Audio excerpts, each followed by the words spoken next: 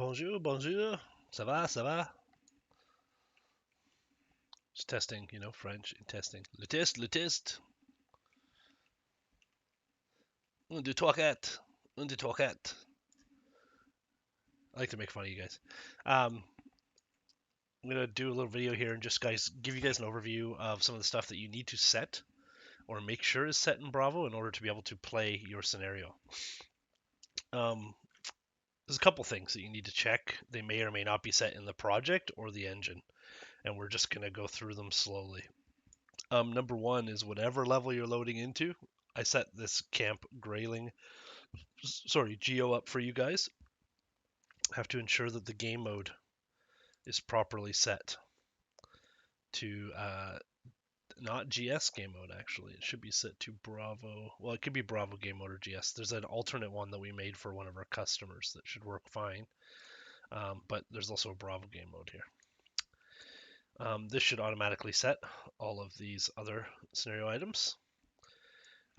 This is not the most important one, though, actually. There is another one, and if I can remember where it is.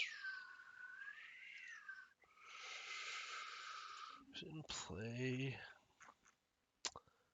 Oh, God. I'm totally drawing a blank now. It's not in. I'm going to show you guys this after, but it's not in editor preferences, it's in project settings. In project settings, in the maps and game modes, you can set this as the default override game mode. So this ensures that no matter what, even if there isn't a game mode in there, it will go to the Bravo game mode and attempt to load it. If you guys have your own map eventually in your core project, you can set any map as the opening map when the editor opens. And this is just to be left as is. This is just if somebody can't connect to the dedicated server. This is what they'll see. So yeah, you guys can change that one later if you want to. So again, that's in project settings, maps and modes. Make sure Bravo is the default game mode, and Camp Grayling Geo is the basic setup, or whichever map you guys want. Okay, so some other things. There's scenarios. Right now, you guys can see there's a scenario loaded. It has spawners, which show up here as Bravo Entity spawners. It just happens to be populated with whatever guy in the detail panels happens to be set. There's also vehicles, which are also just spawners. They're exactly the same spawner. You just change the type information here, which we'll get into in a sec. So these are all friendly vehicles. Then these are the same spawners. Nothing else is different. It's just a matter of the setup. You don't even set team or anything in here. There's only one important point, I guess two important points for this setup. What you're seeing in the editor now is just the editor setup.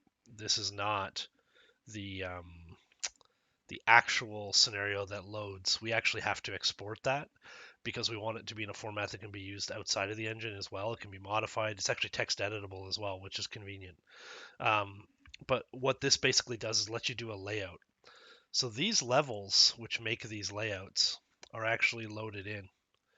So I've got a level here called GS Shooting Range, and if you're not familiar with levels, in the Levels tab in UE4, you can right-click and create new ones. And you'll see that if I toggle this, the only things that are on here when I go to unlit mode are those spawners and those vehicles.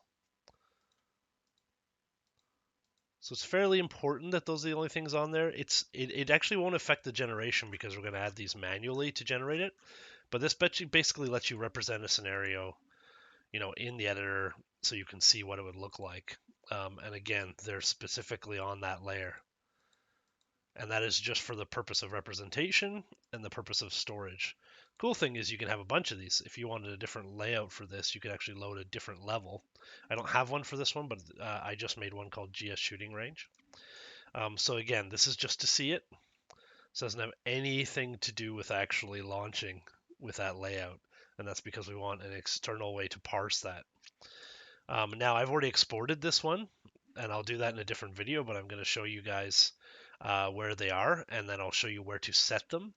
and then we can talk about making your own scenarios afterwards, because the most important thing for launching it is just making sure you have the scenario set properly. So in the Bravo base, you're going to find them in here. I was like, what's on my desktop? Anything private? Um, in your Bravo base, there's a scenario folder which is outside the content folder, so it won't get packed. Or sorry, it will get packed, but it won't be in the UE4 content.